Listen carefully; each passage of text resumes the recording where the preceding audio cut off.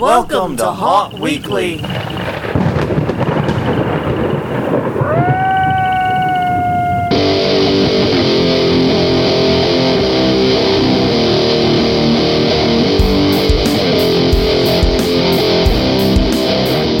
Hello, everyone. I'm Jonathan. I'm Crystal. And this is Haunt Weekly, a weekly podcast for the haunted attraction hunt entertainment community. Whether you're an actor, owner, or just plain aficionado, we aim to be a podcast for you. And we return to you again. Happy Monday to you. Hope your Thanksgiving Day was good. Hope your Black Friday was productive as you want it, whether you're avoiding it or enjoying it. Hope your Small Business Saturday. Yeah. What the hell is Sunday? I don't think Sunday has anything yet. Sunday's the day of rest, apparently. And then, hope your Cyber Monday is going well. Well, be a good little capitalist and buy things. Go do it. Of course, this is all for the people in the U.S. Yes, of course. Well, everybody can participate in Black Friday and Cyber Monday. Yeah, thanks to the internet. Now these are global phenomenon, too. I mean, this is kind of becoming a thing.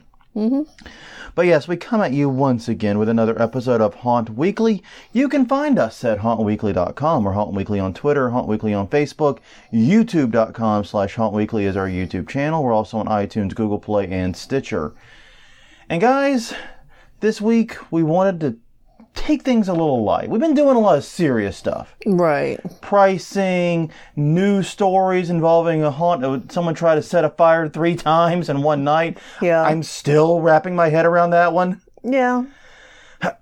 So, yeah. We wanted to bring it down and be a little less serious this week. So we wanted to talk about 13 things that haunters have or do that just frankly are not normal. Yeah, and this isn't a complete list by any stretch. No. Please feel free to add your own things that you've noticed you do that other people look at you funny for. Yeah, maybe we'll do a fan edition of this in a future episode. So that could be kind of fun. Yeah. So I'm sure you got plenty of suggestions on top of these. And like I said, this is just what we could fit into an hour comfortably. So yeah, so message us or send us a Haunt Weekly on Twitter, Haunt Weekly on Facebook, post comments, let us know. Yeah, exactly. All right, but first thing is first, we do conference reminders. It is an odd episode. Crystal, you are the oddball. Please kick us off. Okay. December 9th, Seasonal Attraction Leadership Symposium 2019, of course. This is coming up on Monday. Yeah. Yeah, so the next episode, we won't have this on there. Yes. So, it's in Kissimmee, Florida, at the Gaylord Palms. It's hosted by the Haunted Attractions Network. 4 keynotes with following discussions, private viewing of the Christmas at Gaylord Palms, hauntedattractionnetwork.com or leadership-symposium.org for more info. All right, after that, December 13th, coming up quick, guys, in Chicago, Illinois. It's the Lost Souls Haunted Bus Tour Christmas Edition, or Xmas Edition, as they present it. They will be visiting the Massacre Haunted House before opening with a free Christmas drink and Midnight Terror with a free holiday meal afterward. Yeah. It is only $75. For this, you will get better than VIP access to both of these haunts. You will get the meal, you'll get the drink, you get transportation, entertainment on the way. This is crazy, okay? Yeah. This is nuts. I think they are clinically insane for doing this. But if you want to exploit the insanity, LostSoulsChicago.com is the website. Okay, then January 17th through the 19th, that is HauntCon Halloween and Party Expo here in New Orleans at the Ernest N. Memorial Convention Center. It will be featuring us. Yes. We have a talk. We're also opening up the haunt for a few people. Yes. Jonathan may have a second talk. Yeah, we're still working on that. Still in the works. Don't know the deets. Yeah. HauntCon.com for more info. Yes. On that. All in all, I'm really excited about this. We heard recently that the tour of the Mortuary, right, which was another Friday night activity, has been canceled. Yeah, at least it's no longer on their site and people are confused.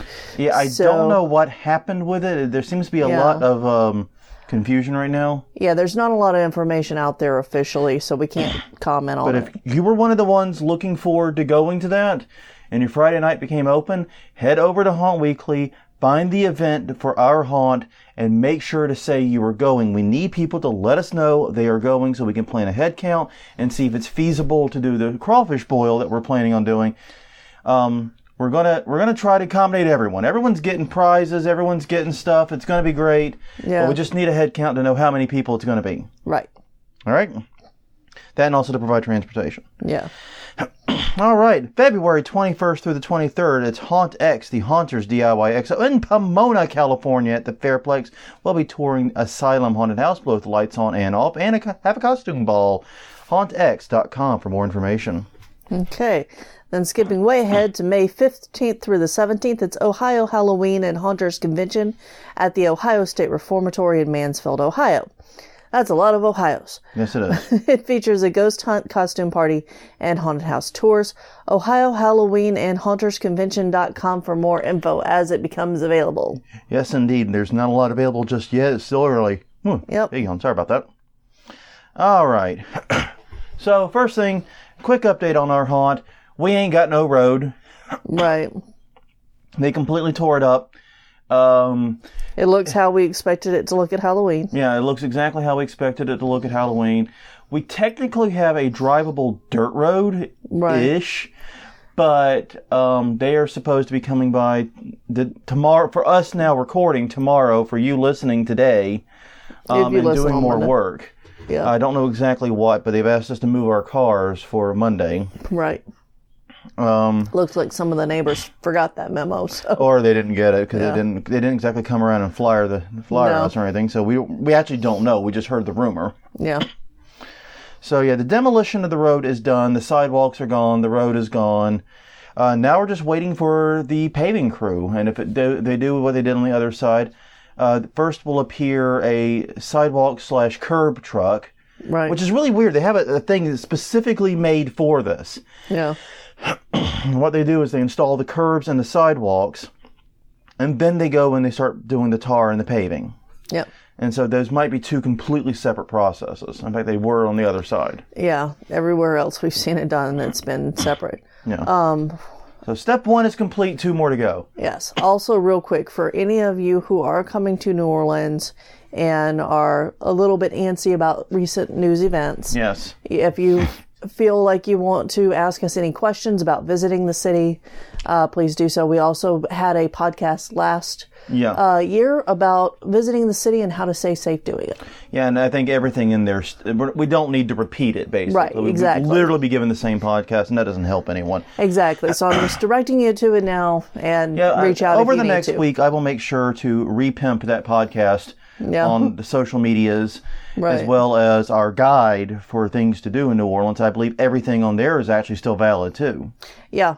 I'm struggling to think of anything we mentioned that we know of that's closed or gone or changed or whatever. I know there's a lot of interesting tomfoolery because of the Hard Rock collapse. Yeah, I don't think any of that impacts what we recommended. That's kind of a sightseeing thing of its own right now. I definitely recommend getting your ass to North Rampart and Canal. I'm definitely going to recommend that. Do it on foot, though.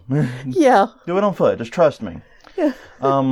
It's quite a sight to behold. If you've seen video and images of it, the scope of it doesn't hit you until you're beneath it going, holy crap. Yeah. Exactly. It really smacks you in the face. So, but yeah, I mean, honestly, what happened this weekend with the shooting... there was an event, the Bayou Classic is an annual football game that happens. Right. And it tends to bring a pretty rowdy crowd. Sporting events in general bring a rowdy crowd. Right. And this year we're hosting the National Football Championship. That's going to be fun. Yeah. So yeah, it seemed to have been related to the event though, rather than anything New Orleans specific. Exactly. And that's all I'm going to say about that. Yep. But anyways, like we said on the intro here, as far as actual work in the haunt, we have not done much. The main reason, I know we forgot to mention this part, we wanted to give an update on the haunt. We talked about the street, then we talked about New Orleans, and then we try to keep moving. Go team. We have not done much this week. You had a show on Friday. Right. It went at least adequate. Yes, and now I can say the other thing that we had been working on is getting a brand new site for my address store, because I was featured in a New York fashion magazine. Yes. For my stuff. So that's really cool. Alice Magazine New York did a gift guide. Mm-hmm. You were one of the items featured. Yeah. Awesome. And it's really funny how that came about because you sold a headdress to the writer, or one of the writers involved at least. The writer. Yeah. And the long and short of it is she had a problem with it. Something fell off shortly after buying. And you had the next day off. You went to her hotel. Yeah, I think she was literally my third customer ever. Yeah, and I think she actually bought one of your earlier headdresses before we'd learned a lot of the things that we've learned since. I have learned so much. I say we, like I've learned crap. Yeah, I have learned so much about what different glues to use for different materials. I'm telling you, you are rapidly becoming the adhesives person. Yes, I am. You don't put E6000 on that. No, it's you don't put hot glue on that. E6000 will, you just have to wait for it to dry. You need a clamp if you're going to use E6000. You do. I need to buy more clamps. The clamps! It's the clamps, Charlie! It's the clamps! Exactly. Anyway. But anyways, that went well. We've not done a whole hell of a lot. And part of the challenge we face now is we don't have driveway access. Right. We can drive on the street, but the street is not connected to the driveway in any appreciable way. Yes, but hopefully next week we will be telling you that we have reskinned a bunch of walls because we've got the wood for it before we lost the driveway. We were smart and made the wood run before the driveway went bye-bye. Yeah. So we have most of what we need. And the things we do need, 2x4s and fence posts, we can get with the car pretty easily. Yeah, and even without driveway access, not a huge deal. And we're going to be talking more about that in a minute, actually. It's coming up later. So yeah, we've got the urgent stuff. We're going to be scanning probably over the course of the week. Yeah. And then we got one build to complete, and then it's paint, light, and clean out. Yep, exactly. So we're pretty far along, all things considered. It just doesn't feel that. We're at the point of the haunt where it feels like, oh God, we're never going to get done with this. Yeah. But then you actually look at your to-do list, and you realize it's short. It's just everything's like crap because you were in a construction zone. Yeah, basically, yeah. That's where we're at. So yeah, it looks like garbage, but it's not.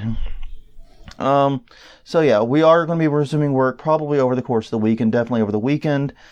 So yeah, hopefully we'll have plenty of time for HauntCon. Mm-hmm. Anyways, we wanted to do a lighter podcast this week. We've done all these serious talks and da-da-da-da-da. So we wanted to have some fun, some levity, some humor. Mm-hmm. And basically, I didn't know if you guys knew this, but we as haunters, we're weird. We're abnormal. We're abnormal. We ain't normal. But we, as a community, celebrate our abnormality in a way that a lot of other communities that are abnormal don't. Yeah. As weird as that sounds. Yeah, well, we invite the public to come in and say, hey, look at those weird guys doing that thing. Yeah. So, long story short, basically the point is we haunters ain't right in the head. Normal people don't build haunted houses, don't act in them, and don't live for this the way we do. Mm-hmm. And so here are 13 things that haunters have or haunters do that aren't normal. And for the record, we're not saying abnormal is bad. No. Who wants to be normal? Yeah, normal sucks. But what we are saying is that these are definitely things that make us stand out. Things we do, things we have, things we are, that make us really kind of weird to the general public. Yeah. Kind of alien. Yeah. All right. Item number 1, we're going to start with an easy one. Mm-hmm. Dumpster diving. Yeah. I do not know a single haunter that does not dumpster dive. No. I have spoken to owners of significant major haunts with huge budgets and professional crews, and they are constantly driving around their cities with their pickup trucks, pulling shit off the curb and grabbing stuff out of dumpsters. Yeah, either that or people know to take their weird shit to them when they want to get rid of it. I know Jim. Yeah, that's when you've reached peak dumpster diving, when the dumpster comes to you. Exactly. I think that's how Jim Warfield got his I-beam that he reinforced the house with. Well, I mean, Jim Warfield, once again, if you've never been to Ravens Grin Inn, this is a must visit. And because we were on the property during the day to interview him, and we're walking around his yard, and he just has random stuff. Yeah. Lots of it donated from the community. It's like, where did all this crap come from? Yeah. So yeah, people just say, hey, Jim wants this, and they bring it here instead of throwing it out. Yeah. Yeah, he probably hasn't had to go actual dumpster diving in years. Yeah. Because everyone just brings it to him. That's peak dumpster diving there. Exactly. But no, most of us have to drive around like schlubs Yeah. and find things on the curb. And that's just it. And if you're not like a scrapper, most people don't do this. No. And I've really been thinking about it because you and I, we dumpster dive pretty regularly. Yeah. One of our things is we love Wednesday nights. Right. Because Thursday morning is bulk trash. Yeah. And so Wednesday night is when all the bulk trash gets moved to the curb. Right. So like at 11 p.m., midnight, Thursday, Yeah. right as people are going to bed, but they got their cans and their stuff out, we'll oftentimes just go driving around the neighborhood and seeing what people have. Hey, that's a headboard. Looks nice. That could go good in the haunt. Do we need a headboard in the haunt? Yeah. Well, and I've done that, and I've gotten better or more picky. Yeah. Because we had to. Yes, we had to. We ran out of space. But, yeah, so now, even if something looks really cool, if I don't have a specific use in mind for it, which I can usually come up with on the spot, then I leave it. Okay, sorry, I got a bit of a cough today. Yeah, then I just leave it. Well, one thing that has happened a lot is I remember the oxygen tanks we got, or the gas tanks we got. We picked up several of those because we had a doctor scene, and we have a doctor scene in this year's haunt. Right. And we had one in last year's. We seem to have a thing against or for doctors. I'm not sure which it is. Yeah, well, they'll also fit in an industrial scene and other things. And so we grabbed them and threw them into the back of the Kia, which was fun and entertaining. Yeah. Because, once again, the great thing about the Kia, and I'm going to have to make sure that this is true for every car we buy in the future if we don't buy a truck next, is that the back seat goes all the way down. Yeah. You Which can lay means them you can down. lay wood, you can lay large objects, and that's what you do. You lay the back seat and you shove them in there and drive off. Well, apparently we didn't know this. One of the tanks was still under pressure. Yeah. Yeah, our friend's like, hey, let me check that out for you. Holy crap, it's still got like some insane PSI. Well, can you discharge it? 'Cause we don't need that exploding. Because it's like rusting actively. yeah. Yeah, well, somebody had put it out the curb. We assumed that they had put out an empty tank, and because they wanted a... So be safe when you dumpster dive. Don't be us. Yeah. We were done. When no one was hurt, luckily, we were able to discharge it safely, and now it is truly an empty tank. Yeah, and we have no idea what was in it to begin with. Or I'm no tags. assuming from this style of tank, it was probably either compressed oxygen, because it looked like it could be from a medical, but it would be a big tank for compressed oxygen. No, it wasn't medical. I don't know. It could have been helium. Maybe. I don't know. Anyways, whatever it was, it's in the atmosphere now. It's someone else's problem. So you're probably drilling a hole in the ozone layer. Everybody's problem now. Exactly. But that's just it. We as haunters love doing this because things that are broken or quote-unquote loved or damaged, they're often helpful to us to get it in that state. Yeah. You know, that headboard with some nasty scratches and some chips taken out of it.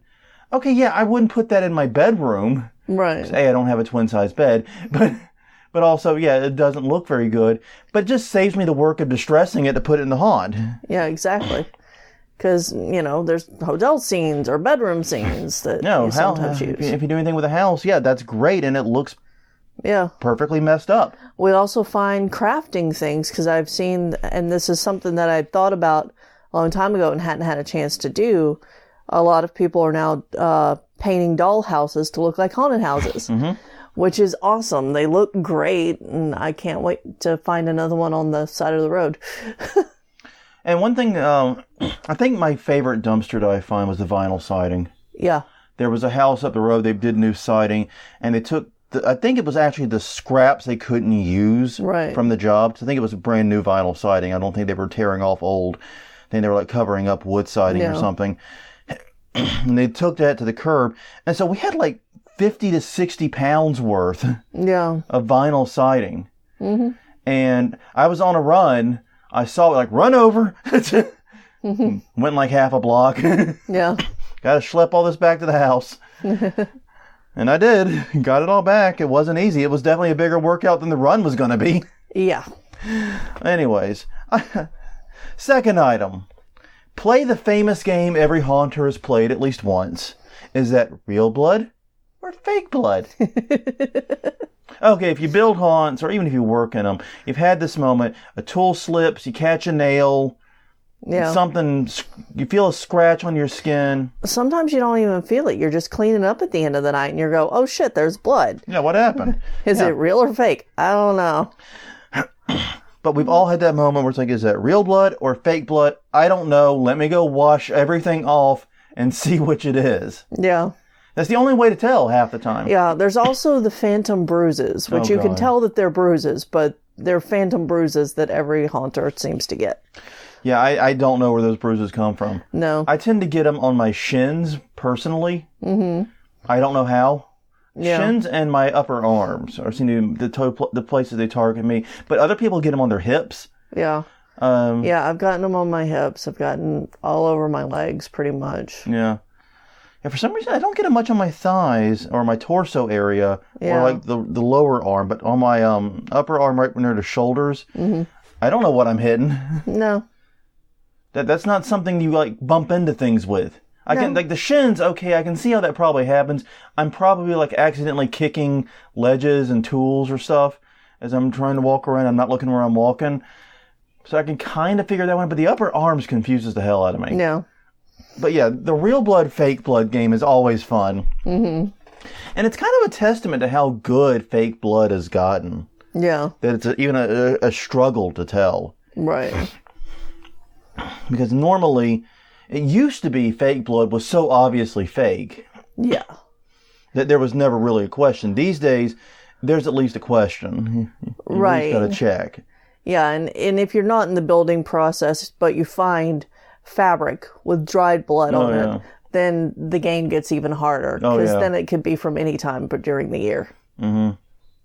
All right. And then actually, if your haunt does used bandages, right, like as a theme, is that a real bandage or a fake one? They're actually used because it's easy. You take a big bandage, you spray some fake blood on it, and pretend like it's been recently used. Yeah, easy peasy.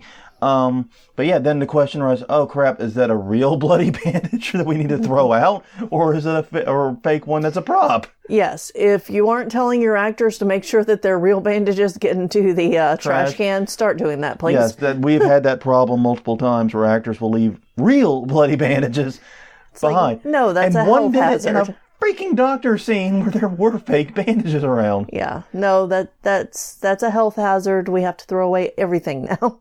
No, thanks a lot. Mm-hmm. All right, here's one of my favorite games. Number 3.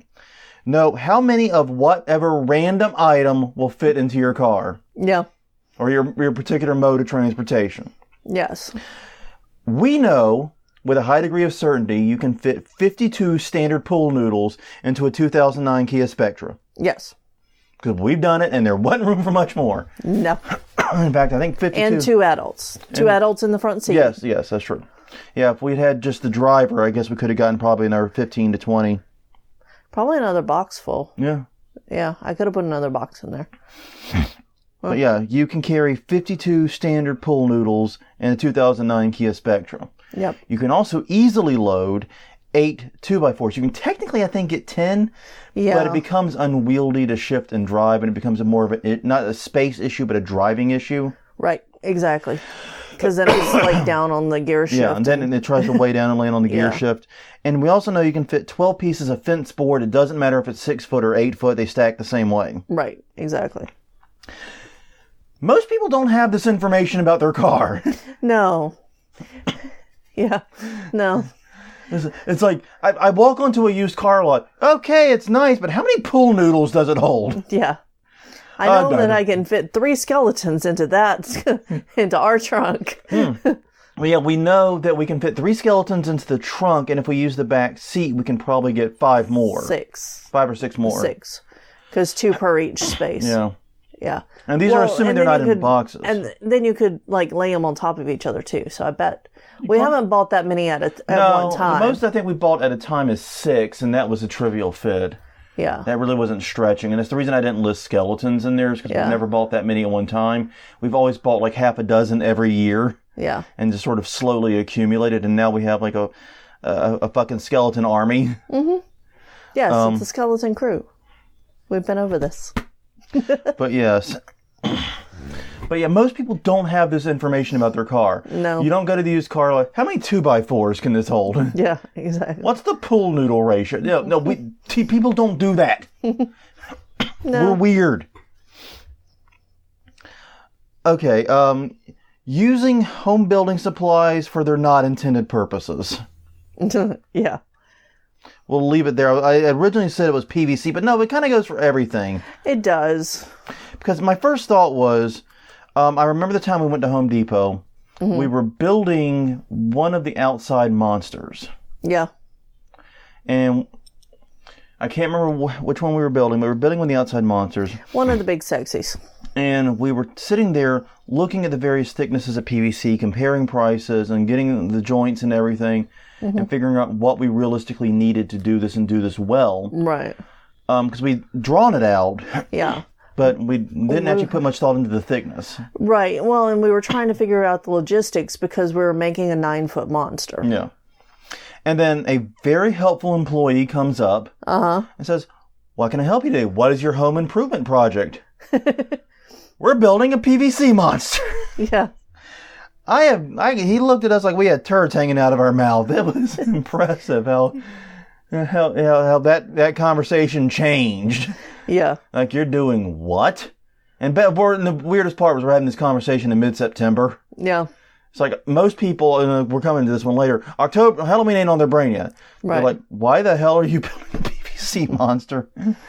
Because we got to start the frame now so it's ready for October. Yeah, exactly. Don't know what your problem is, man. I mean, basically, we are crafters. It's just our craft is, building scary shit. Yeah, it turns out most people don't build PVC monsters. No. And the Home Depot employees are not trained for what to do when that happens. They're like, well, good luck. Well, I'm out of here. Yeah. Yeah, literally looked at us like we were crazy, and then just pretty much left. I mean, yeah. Good luck. Hey, we got it right, though. We did. Did well with it. But, yeah. But, I mean, it's not just PVC, though. You can say that about pretty much anything you buy at Home Depot, you're probably not buying for the stated and intended purpose. Plywood and 2x4s, sometimes. Yeah. Paneling is a form of wall building in its own weird way. Right. So that is kind of the intended use of those. Yeah. But also you're supposed to put siding over the plywood, not... I know one thing that haunters often use that is never used the way it's intended. Great stuff. Exactly. Use the fire retardant great stuff, by the way. Yeah. They make fire retardant great stuff. Yeah. Because I mentioned to my dad that, that we have to buy the fire retardant one if we're going to do it inside. Yeah. And he's like, that stuff will burn. Oh, good God. So now I'm worried that my dad's going to take a can of regular great stuff and throw it into a fire because he might have mentioned trying that. And I'm like, don't do that. Please don't do that. If you do that, don't tell Mom I told you if it explodes. Yeah, don't throw me under the bus. Yeah. Yeah, regular great stuff is a fire accelerant. Right. When it's out of the can, it will catch fire and actively spread the fire. The fire retardant stuff is useful. And one thing, but being such weird experts on great stuff is also helpful for other people. Because someone's like, hey, how do I keep bees from making a nest in this space? I'm like, well, get the insect repellent great stuff. Exactly. Because they make that too. That's the green can. Yeah. Seriously, it's like, yeah, so, yeah, we and that also leads to another thing that makes us abnormal. Buying 20 cans of great stuff at one time. Yeah. You want some weird looks at the checkout at Home Depot? There you go. Yeah. Actually, my favorite thing to do with getting 20 things of great stuff is make it an online order I have to come pick up. Yeah. And then just imagine the poor guy going back and going, why does he want 20 cans of this? I'm sure they just bring out a box. I'm sure they do. But still, it's like, what? Well, why am I getting 20 cans of great stuff? Nobody needs to, what are you filling? What are you building with it? Mm-hmm. Crypt wells. Yeah. All right. Number 5. Deliberately buying damaged and wrong size clothing. Yeah. The whole fashion industry hinges around the idea that people want to buy clothes that fit them well, and look good. Yep. We do the opposite a lot of the time. Mm-hmm. Most people actively seek to throw away things that are torn or damaged or messed up. Right. We seek them out, and if they're the wrong size, Maybe they'll fit a different actor, or maybe they'll fit a dummy. Yeah. Torn or damaged, that's called pre-distressed. You Exactly. saved me a step.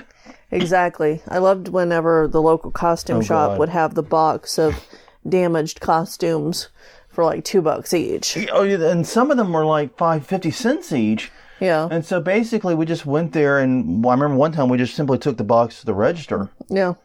And they looked at us like we were nuts.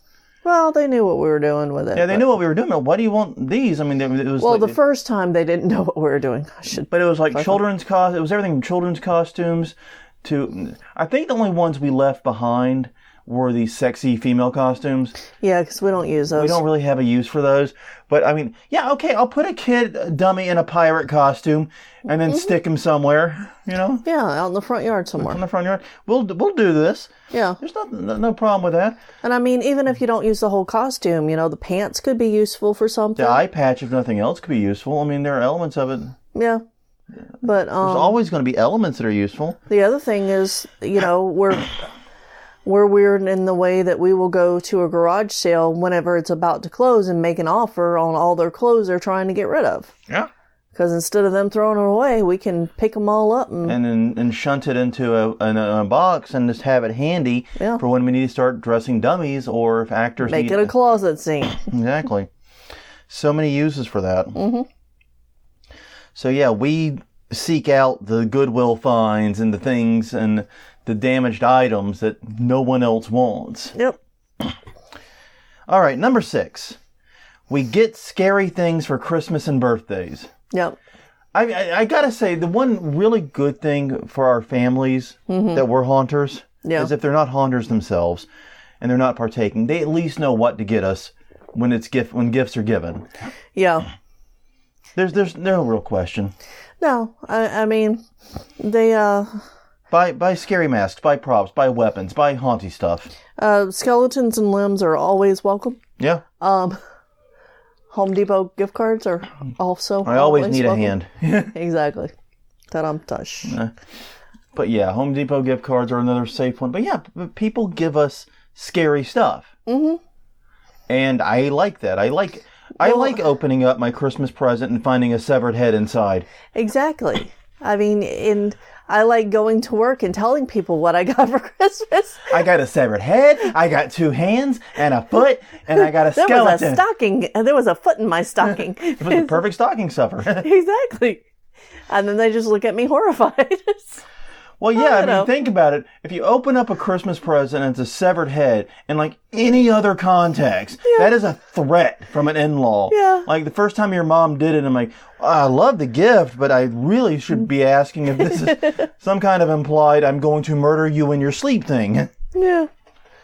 So, yeah, people know what to get us for holidays and for birthdays. Right. And I think they should be grateful for that. They should be thankful that we make this so easy on them. Yeah.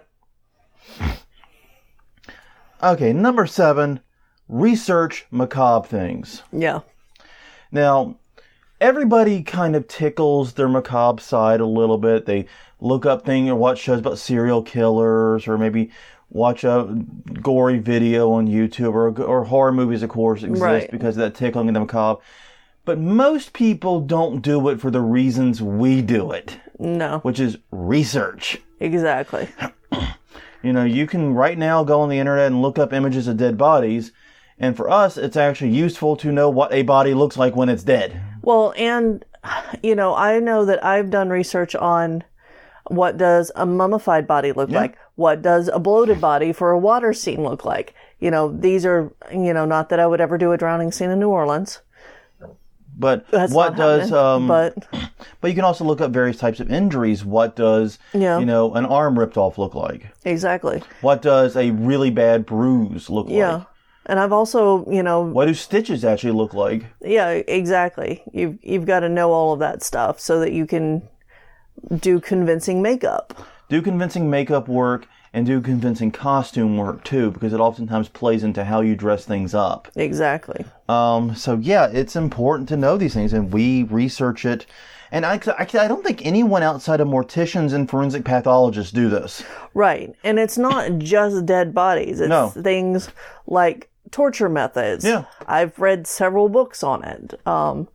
And I've read several books on, and I know you have too, on fear and why there are fear responses and things like that. We had Mark Kerr on here to talk about that. Yeah. So we love researching these things. Yeah. And are endlessly fascinated by it. You know, and to a point where it would be a mental illness if we didn't have an outlet for it. Yeah, pretty much. And I mean, whenever we start talking about it, not on this podcast, to people, they're like, you were so excited about this. It's kind of scary. You need to stop talking about this yesterday. Exactly. Please stop. You were frightening the children. Yeah, pretty much. So, yeah. Now, this is one I don't know if everyone else does, but I know I've done it, been doing it, and I do it all the time. And that is seeing the world through the perspective of panel math. Yeah. I.e. 4-foot spans. Mm-hmm. A sheet of plywood, in these United States at least, is 4 foot by 8 foot. That makes a panel, a section of wall for a haunted house, 4 feet wide. So, next thing I know is like I'm trying to eye the distance between 2 points. One of the quickest ways I have to estimate it is how many panels would it take for me to get from A to B? Mm-hmm. And then multiply it by 4. Yeah. I mean, people use a lot of different things for this. Right. People use like basketball goals or an easy way to estimate 10 feet. Yeah. Especially if you're doing vertical height. But for me, it's like, yeah, that's about a 20-foot span. That's because it'd be about 5 panels. Yeah. There you go. Yeah, I see the entire universe that way. As weird as that sounds, I see like all my linear measurements that are between like, 2 foot and say, 40 feet or so in that range are panel measurements before they become feet measurements. Yeah, that makes sense. Yeah. I've started to see the world that way. And it's also helpful because I know if I have this many linear feet in a haunt, I'm going to need this many panels most likely, blah, blah, blah. Mm-hmm. So, yeah. To me, this has just become an easy shorthand, but it's because I spend so much time around panels. Yeah. It's something I can immediately recognize. Okay, number 9. Practice our growl, our scream, or other haunt voice. Or character in general. Or character in general, yeah. Whatever your voice is. Because no one starts out with a perfect haunt voice. Right. And so I don't know any haunt workers that have not spent at least a little bit of time in front of a mirror, maybe in costume, maybe not, right, working on this. Working on the mannerisms, working on getting that sound just right. Yeah. And some will even, I have not actually tried this, I probably should. Actually, I have actually done it because I have all the videos and recordings of me where you record yourself and see how it sounds and make adjustments. Yeah. Do you know how crazy you look in a mirror going, ah! Ah! That was a little Frankenstein-y, but... Yeah. Well, it's a good thing you have a speaking character outside. Yeah, it is. Well, I'm not an intimidating person from a size standpoint. I never have been. Mm-hmm. I'm 6 feet tall. I'm adequately tall, but my frame is so thin that I have a hard time imposing upon people physically. Right. So I have to use my words. Yeah. So go with the words. I'm a smooth talker. I am not a character, but yet I've done the Bernie voice in the mirror. Yeah. Got in costume, did the Bernie voice, did the mannerisms, practiced it. I know every haunter I know has at least played with their scowls and screams in the mirror. Well, and the other thing is to prepare for that role because you are greeting people as they come up in their different costumes. You go out and do research. Oh, yeah. Again, research on what kind of costumes are going to be popular so you can come up with snappy comebacks for them. Yeah, if you are at front of house at a costume, at a haunt where people show up in costume, yeah, which that's not a big problem in some haunts, but a lot of charity haunts, this is a big thing. If you work front of house, best thing you can do is about a week before Halloween, right before the kids are going to start coming in their costumes, go to your local Spirit and chat up the employees, ask what costumes are selling out for girls and boys. Yeah, exactly. I found it to be amazingly useful because, I mean, I was ready for the wave of Elsas, even though I had no idea how big Frozen had gotten. Yeah, exactly. Which luckily the jokes for that one write itself. I mean, they really should just let it go. Yeah, you should. But the point is, Yeah, that's a handy tip for if you're at a haunt where people routinely show up in costume. Yep. All right, number 10. Deliberately try to smell bad. Yeah. Now, this one at first I thought, of course it's not weird. We're getting in character. But then I remembered something. Mm-hmm. There are several multi-billion-dollar industries hinging around making you not stink. Yeah. There's the deodorant and antiperspirant industry. Right. There's the general soap and washing industry. And then there's perfumes and colognes. Mm-hmm. So you've got at least 3 industries dedicated to making you not stink. Yeah. And we live in perpetual fear of stinking. Mm-hmm. Because we can't smell our own BO that well unless it gets really bad. Right. If you can smell yourself, definitely take a shower. Just saying.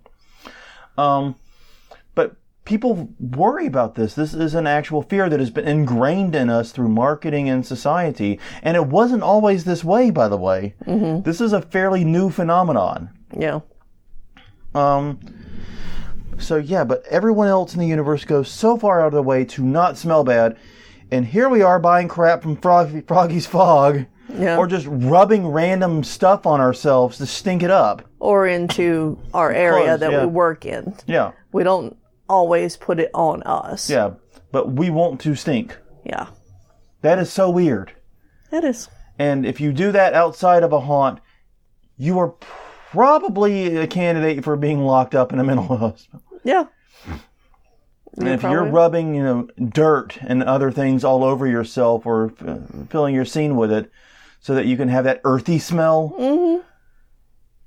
Yeah, it's one thing to do it in a haunt. It is one thing to do it outside. Yeah. Try doing that at a family gathering. Do that at Christmas dinner. Unless your, family's haunty like you. Yeah. Then they'll get it. Yeah.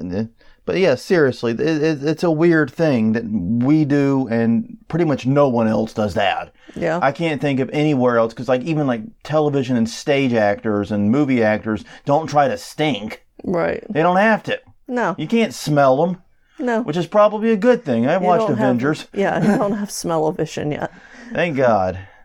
Because that'd make the porn industry really weird. Okay, then. Okay. Anyways, item 11, we'll move on. Ask for time off in October. Yeah. Everybody that I know wants Thanksgiving, Christmas time off. Here it's Mardi Gras time off. No. No. Nope. I need extra days in October. Exactly. And and for me, it's a deal breaker. Yeah. If the busy time at the job is October. Especially late October, then I'm not taking that job. Yeah. And that's not a normal response. No, that is not. You want to give me extra benefits and give me an easier position. You can't give me Halloween off in the days around it. Exactly. I don't know, man. I can't do it. Sorry. Yeah, most haunters have day jobs, and most haunters have to do the very weird thing of asking for extra time off around them. Yeah. Especially a lot of actors I know that work haunted have a full season will take Friday off from their regular day job throughout October. Right. So that they can get ready, or at least they'll take afternoons off, so they can go to act. Yeah. I used to do this at a previous job, too. Mm-hmm. Take every Friday off. That way I could work on the haunt. Yeah. To do those finishing touches to make sure that we were ready for opening. Yeah. Yeah, this is not typically something that comes up in a job interview, guys. No. And this has been going on for me for the last 4 or 5 jobs I've had. Yeah. But that's over a long span. Yeah, it's 15 years. Yeah. You're not a job hopper. No, I'm not a job hopper. I just happen to have been in the haunt for a long time. Yeah. Number 12. This is connected to what was the first one, which is a dumpster diving. We hoard. Yes. In our garage, with our tiny haunt, we currently have a box of broken electronics. Yep. A fairly sizable box of broken electronics and security cameras and other things. Hundreds of water-damaged books. A stack of newspapers, specifically the free ones. Yeah. The distributor in the city. A collection of broken toys and children's things. Yep. A metric ton of half-used paint cans. Most of which themselves were mistints and abandoned paint from Home Depot. Oh, yeah, they were all, oops paint. I think the only paint we actually ever really buy is the black. Whenever we use black, we sometimes have to buy that. But we don't use much black anymore. No. So, yeah, if I told someone I had this and I didn't have a haunted house, I would be on the TV show Hoarders. Yeah. We would be getting mental help. Exactly. Because this is a mental illness for non-haunters. Yeah. This type of hoarding is a problem if you don't have a haunted house. But we are natural hoarders because we actually can use broken things. Mm-hmm. When a hoarder says, I might need that someday, they're probably lying to themselves. Mm-hmm. They're probably lying. When we say, no, I need that broken security camera system, I might use that someday, I'm probably being right. Yeah. We actually used all of those last year. That's why it's in a box now, is we just took it down. Yeah. We did the crazy electronics room. There was security camera, like 20 security cameras in one zone, and wires and cabling running everywhere, just all haphazardly. Yeah, because it was all about fear and the fear of being watched all the time and not having privacy. We did not have Maxwell's Somebody's Watching Me playing in that room. I see that as a missed opportunity. Oh, you were the sound guy, so that's on you. Did not. The problem was we didn't have a third box for that room. Right. So that was the reason for that. We should really check for that tomorrow. Yeah, we should. Yeah. That's a good idea. Sorry. Yeah, but haunters are natural hoarders because we can actually use all these broken and otherwise ready to be discarded things. Mm-hmm. I mean, but seriously, I know we did this. How many of you have had to do this too, where you had to build or acquire extra storage because of all the broken crap and other stuff you're hoarding? Yeah. We had to build a storage shed in the backyard because we hoarded so much stuff from the years. Yeah. That we just didn't have space to have a haunt and this stuff. Yeah. I feel like a lot of that's my fault. No, pretty much all of it's your fault. Yeah. And item 13 to bring us home. Most people don't think about Halloween year-round. No. For most people, Halloween is at most a season. Yeah. For some people, it is just a day. And for some people, it is not even a day to celebrate. Right. Or acknowledge. But even for people who quote-unquote like or love Halloween, it's at most a month. Yeah. Exactly. It kicks off October 1st. It ends October 31st. It's a perfect bookend. It's October. Yeah. It's a month. Not 12 months. Not 365. No. For us haunters, this is a year-round obsession. Yeah. We're always thinking about it. We're always doing it. I mean, you're thinking about it right now. Yeah. You're listening to a podcast called Haunt Weekly that is 52 weeks a year of haunted attraction talk. That's not normal. And we are even less normal for making it. Yeah. Yeah. That's kind of the problem. Yeah. So, yeah, we're weird, okay? We just need to accept that. And, we're just cool like that. We get like 12 times the Halloween most people get. Yeah, exactly. Which I love that. Yes. But yeah, I mean, the realization whenever we tell people, oh yeah, we have a haunted house. Oh, you probably start working on it like in September or something. Mm-hmm. Yeah, September. Yeah, no. No, we started in November. Yeah. Yeah. No, I just thought of one other thing. Oh, which is? Go ahead. We have fucked up Christmas displays if we do any at all. I find I don't find there's that... a whole genre of creepmas out there. Ooh. They're calling it creepmas. I'm going to have to check this out. I'm not familiar with this. I know. But the thing is, I used to think haunters were kind of in conflict with Christmas. Yeah. And for like us, we are, because we're not Christmas fans. Christmas has tried to kill you. Yeah. Ever since you were a child. Christmas basically means I can't go to any of my stores, and all the old people that haven't driven in the last 11 months are suddenly on the road. Yeah, pretty That's much. what Christmas means to me. And not much past that. Yeah. But there are a lot of haunters that are genuinely really into Christmas, and they do make that slide. Now, I think we're going to have to watch our ass here a little bit because the Great War Against Christmas is about to take Halloween. I mean, it completely overran Thanksgiving this year. Yeah. And people were like, oh, but it was because there was such a late Thanksgiving. They had to start early. Bull. Yeah. Just bull. Don't feed me that. Stores used to just bite the bullet and have a shorter shopping season and try to cram more sales and more people into it. No. It used to be the kickoff for Christmas was Black Friday, as it should be. Yeah. But now it's just Thanksgiving. It was just, oh yeah, Thanksgiving's like a time out from Christmas season at most. Yeah. Well, and with haunts doing more and more holiday themed. Yeah. We are kind of openings. counter-striking a little bit, aren't we? Well, I don't know if it's counter-striking, but we're finding an uneasy peace. Yeah. Well, I think Nightmare Before Christmas kind of paved the path for that piece. A movie that works equally well for Christmas and Halloween. Yeah. So yeah, I think that helped pave the piece. But yeah, we're reaching an uneasy piece. But we have to watch out because I already see like Lowe's and Home Depot putting their Christmas crap out way before Halloween's come. Yeah. It's like if you want to buy Halloween stuff at those stores, you've got to get there either early October to mid-September to early October. Yeah. Because by like October 15th, they're going to have the inflatable Santa out. Not even October. You mean September. Yeah, that's true. They had that out early. But they did have a full Halloween display right until mid-October. Yeah. So just Home Depot did. Lowe's is worse about that. Lowe's never takes their Christmas crap down, is the lesson I've learned. That's probably true. I'm pretty sure it's up before Valentine's Day. Yeah, I can see that. Anyway, we're awesome because we think about Halloween 365, and that's all I have to say about that. Yeah.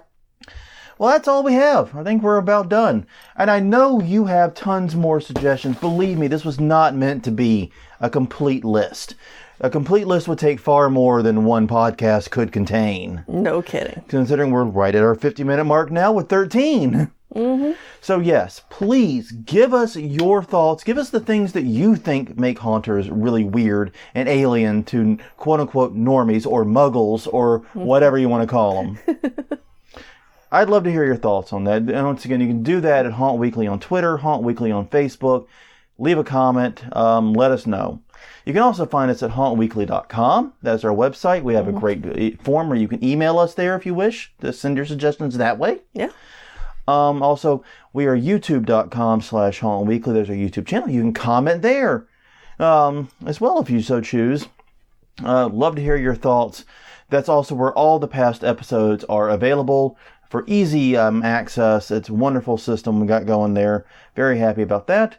And also, of course, you can find us at Google Play, iTunes, Stitcher, wherever you get your podcasts. Yeah. We're going to be around. Well, on that note, everyone, I'm Jonathan. I'm Crystal. And this was episode 209 of Haunt Weekly, talking about 13 things, I guess 14 now. Sorry. That make haunters weird. Haunters not being able to count. 15. Well, we'll just keep, the... We'll keep the 13 and leave it in the notes as it is. But still, it was technically 14. We'll see you guys next time.